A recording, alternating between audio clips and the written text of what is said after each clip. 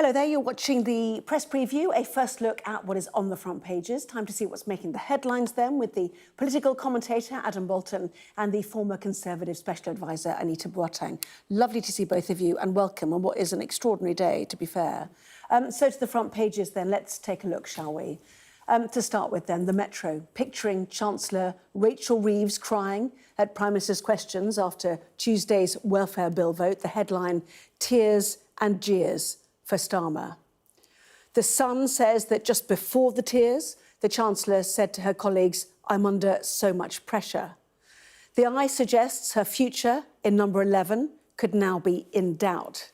The Express describes it as a day of drama which has left the Chancellor on the brink. The Times says she's now battling to convince doubters that she is up to the job. According to the Financial Times, the Chancellor's distress appeared to trigger a sharp drop in the pound and government bonds. The Telegraph too leads with the effect on the markets and that picture of her in tears, as does the front page of tomorrow's Guardian, Tears and Turmoil, their headline. While the Daily Mail asked just what it was that triggered those tears and that market turmoil. Freak show is the simple headline for The Star, reporting on today's verdicts against the rapper Sean Diddy Combs, guilty of offences related to prostitution, but not guilty on charges concerning sex trafficking and racketeering. So let's bring in Adam and Anita. Welcome to both of you. And, whoever wants to kick off, look at the picture on the front page of the Daily Telegraph. The Chancellor looking miserable is how Kemi Badenoch. It's more than that. The tears are rolling down her face. Yeah, it was an extraordinary moment. I was watching PMQs live when I suddenly just kind of got a glimpse of her face, and she did not look how she normally looks. I mean, she looked devastated. She looked as though she had just been crying at the very beginning, and then it became apparent that she continued to cry throughout PMQs. It was deeply uncomfortable to watch. And actually, obviously it's very heartbreaking to watch someone go through that level of anguish on the front bench. But the visible signs of the chance of doing so, I can understand why markets thought there was something going on, and certainly that there was a resignation on the cards, whether at the behest of Reeves, who, as you indicated there, is under and feels under an awful lot of pressure, or if they're the fallout from the cataclysmic failure of the handling of the welfare bill. And people keep calling it a U-turn. A U-turn would be easy. This was not a U-turn. This was a multi-way, multi-story, multi-car pile-up of a car crash. And so it could be the fallout from that. Obviously, you also have number 10 of Treasury saying that it was a personal matter. No one quite knows why, but it was shocking to witness. Yeah, I think the thing is about it, it wasn't a moment, it was an extended period. And piecing it together, what we understand is that Rachel Reeves had an argument with an unspecified senior member of the government. She then, as she was coming to the chamber, she had an exchange with the Speaker, who had pulled her up yesterday for rolling his eyes when he told her off for giving too strong answers. She then sat down. One female woman saw that she was unhappy and reached over to comfort her. She sat down. Prime Minister turns to her very, very briefly and then basically ignores her for the rest of question time. And that, I think, is a really striking thing, because what it looked like was a couple who just had a major tiff. Well, the Mail Online originally earlier today said that she'd had a row with the Prime Minister before. Yeah, but I mean, it looked like a couple, because of course, I mean, I'm not suggesting anything untoward. Have you ever seen anything like this in the House of Commons? They have been very, very close, on policy terms, and it looked like they had fallen out. And he, seemed quite light-hearted at one stage. As she's crying behind him, he starts talking about Arsenal in 1989 or something. So it looked callous, and you wondered why she was there. And they've come up with this explanation saying it was a personal matter, but they've given no further details. Now, one can understand their sensitivity on that. But, a lot of people wonder if the personal matter is about her relationship with Keir Starmer in terms of of them having been such close professional colleagues. And, you know, the fact that actually the person who picked up on it, first of all, was Kemi Badenoch, who could see she was upset, referred to her being upset, and then asked the obvious question, is she still going to be there in 5 years' time? Which, in the past, Starmer has gone out of his way to say, yes, she is, and he didn't say it. So, you know, it just looked really strange. Yes, well, he has said, this is Sir Keir Starmer, has said she will be Chancellor for a very long time to come. You know, whether that is the endorsement to the end of the Parliament, I don't know. Not, is it? Well, I'm not going to intrude on her privacy by talking to you. This is Starmer talking to BBC's Nick Robinson in an interview scheduled to air on Friday. So he won't go that far, but she will be Chancellor for a very long time to come. It is not an endorsement, as we heard in January, as Kemi Badenoch pointed out, that she would remain Chancellor for the Parliament. In the meantime, the fallout continues. The Financial Times talks about the impact both on gilts, government borrowing, and on the pound slumping.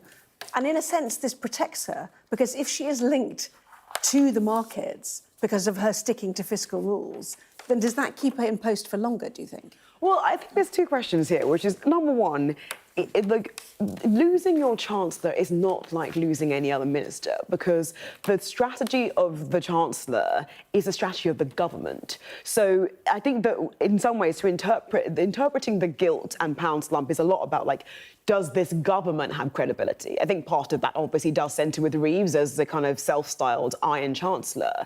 But ultimately, losing a Chancellor, whether because they resign or the Starmer pushes them or because of the fallout from the welfare bill, all of which indicates there is something not to be trusted at the heart of the political project. So I don't think I necessarily would see it as an endorsement of Reeves, but more as a sign of, like, OK, well, what next? Because it's very doubtful that you would end up, particularly with someone who is tougher on fiscal rules than Rachel Reeves, but certainly just implies the entire economic strategy would potentially be in shambles. But on the other hand, you know, the papers are taking that line, or some of them are.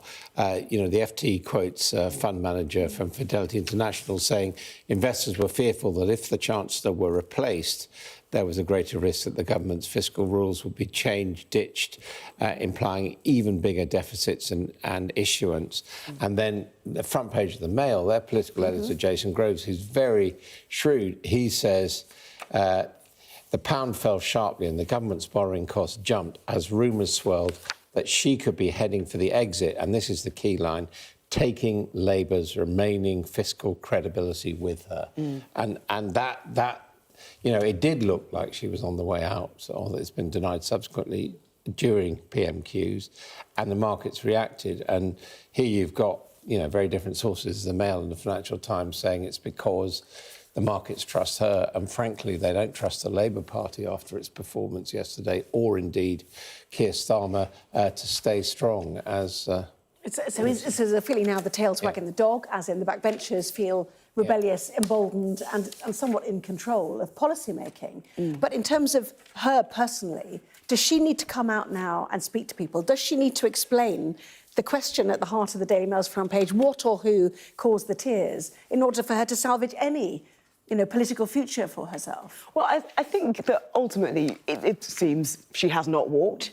If she's not going to walk, then there has to be a moment where she's able to be on the front foot. I personally would not advise her to go out tomorrow, for instance, on anything, because this story is a 3-day pile up already, and the more you talk about it, the more you keep this story going.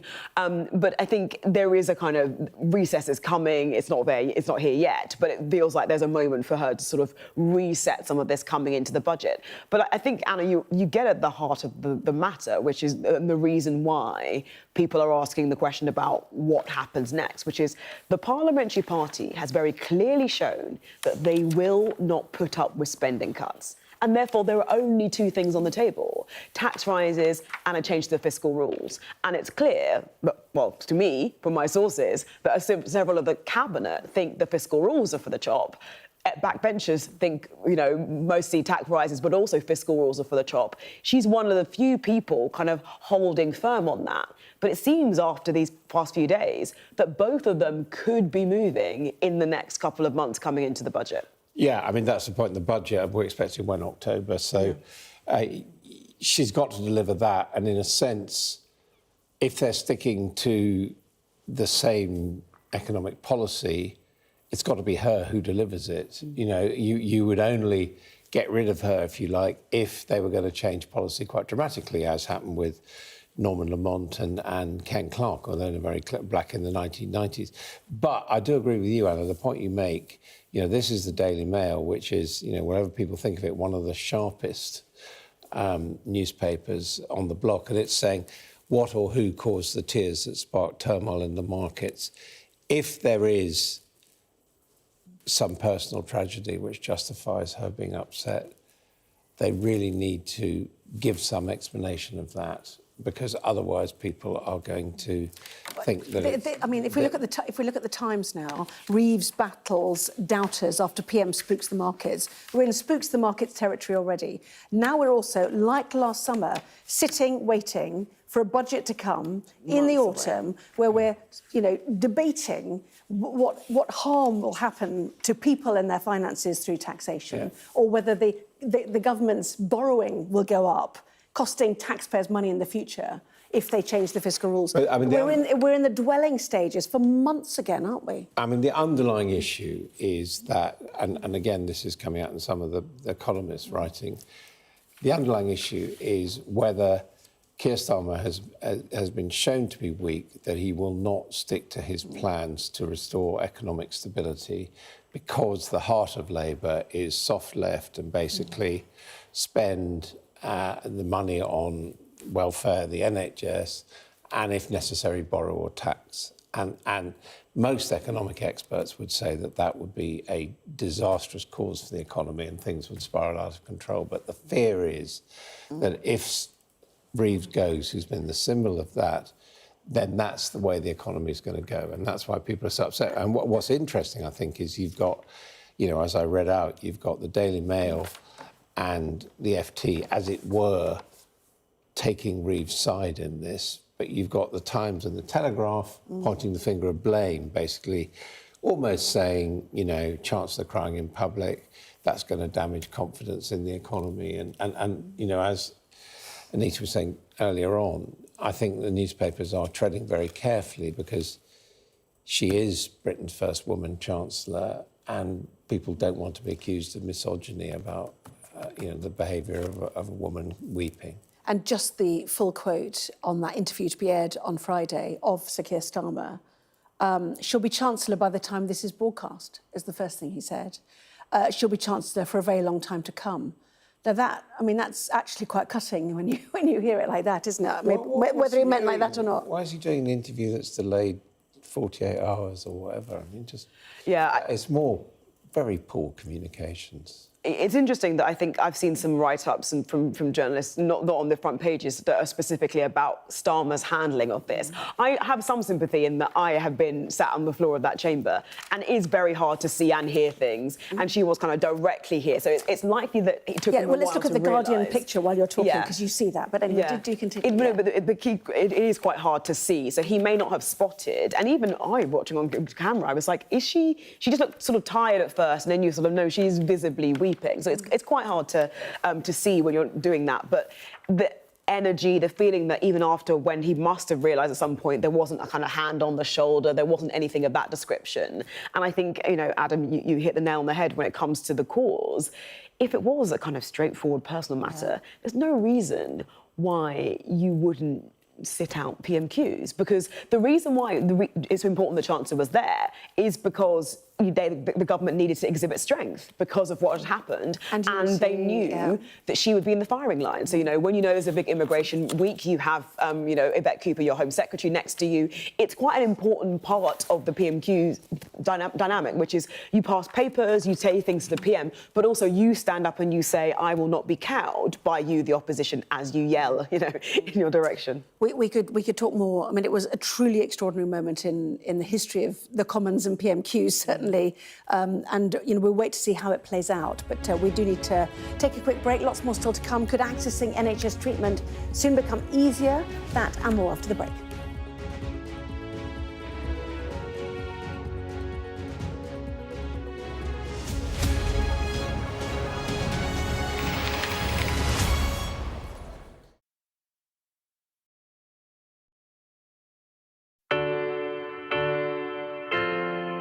I'm Mark Stone and I'm Sky's correspondent based here in Washington, D.C. We'd been warned that we would meet people in the lowest moment of their lives. Their story is one of fundamental American failure. Well, a slow drive for the president as he approaches his golf club, but I have to say there are more media here than there are supporters. We love Trump! I've witnessed the remarkable passion for politics here, but the anger too. This is just the audience that Joe Biden wanted. Is this the moment to reform gun laws? You know, it's easy to go to politics. But it's important, it's at the heart of the issue. For all the talk of a toned-down, humbled Trump, yes, maybe there was just a little less rhetoric, a little less divisiveness, but in the end it was the same rhythm, the same speech, the same man. All them people that died in Russia and Ukraine, they'd still be alive today if Donald Trump was president. If it was my wish, have a businessman that's strong like Trump, but maybe just doesn't say as much, you know? We are under Israeli military restrictions in terms of some of the things that we can film, but it's important to be in there. What we've been allowed to see over here is a humanitarian corridor, free wherever you get your news. A young American medical student is making remarkable things happen. I've seen a lot of difficult things, and honestly, it breaks my heart. These children don't deserve that. I don't think there's a single Arab I know who isn't seriously disturbed by what's going on. And so they gathered for this wonder of nature. I'm very excited right now. This is an extraordinary moment beyond anything I could have expected. Sky News, get the full story first. We've got your Sunday mornings covered. From the front page and the sounds of the streets to the voices of the people who make the major calls and big picture politics beyond Westminster.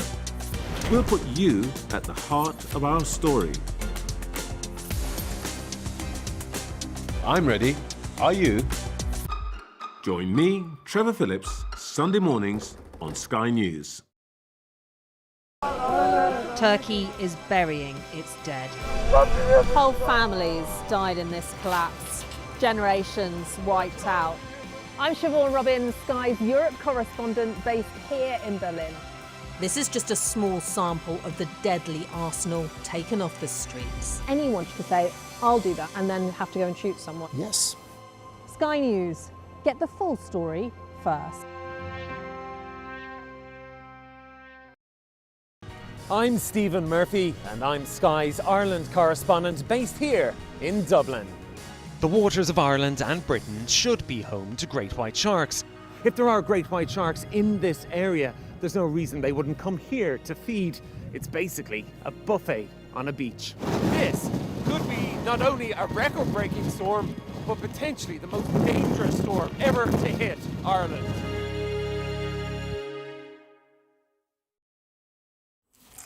Well, welcome back. You are watching the press preview with me once again, Adam Bolton and Anita Boateng. Welcome back to both of you.